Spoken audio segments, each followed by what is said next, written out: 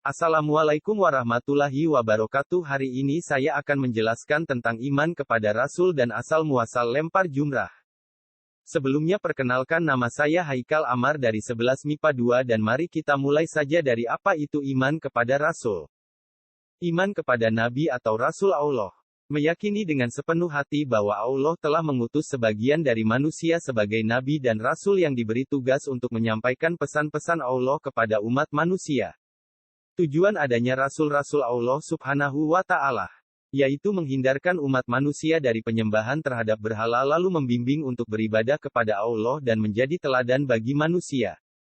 Sekarang kita akan memulai dengan cerita asal-muasal terjadinya lempar jumroh. Perkenalkan, saya di sini sebagai Nabi Ibrahim. Lalu di sebelah kanan saya berperan sebagai Nabi Ismail. Dan saya berperan sebagai Siti Hajar. Melempar jumroh yang dilakukan oleh semua umat muslim dalam rangkaian ibadah haji, ternyata memiliki sejarah.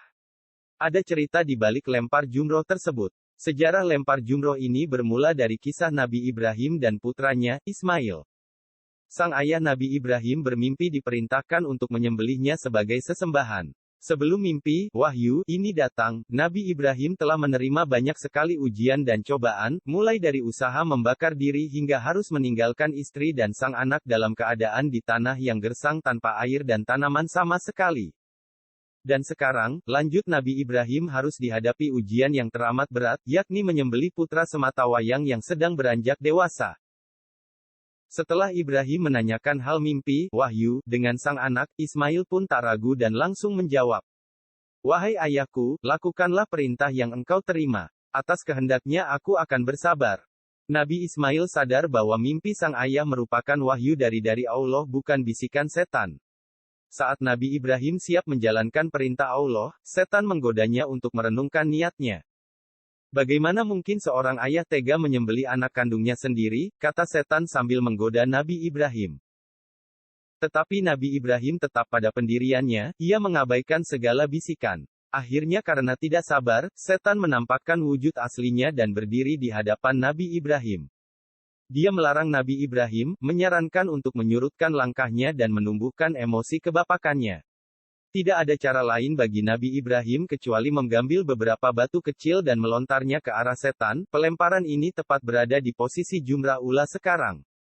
Melihat usahanya yang tidak mampu meruntuhkan kemantapan Nabi Ibrahim, setan merayu Siti Hajar, istri Nabi Ibrahim sekaligus ibu Nabi Ismail. Setan mulai mencela kemauan suaminya yang sudah tega ingin menyembelih buah hatinya. Tapi, Siti Hajar tidak menghiraukan rayuan ini karena dia sudah berulang kali merasakan pahitnya cobaan dan manisnya balasan yang diterima saat menghadapinya dengan tabah. Kemudian setan menampakkan wujud aslinya di hadapan Siti Hajar, dia langsung melemparinya dengan batu yang berada di genggamannya. Pelemparan ini tepat pada posisi jumrah wusta sekarang. Tetapi, setan tetap tidak patah semangat dan tidak kehabisan akal untuk mengagalkan kepatuhan ini. Sebagai upaya terakhir, dia menyerang hati Nabi Ismail yang dianggap masih rapuh.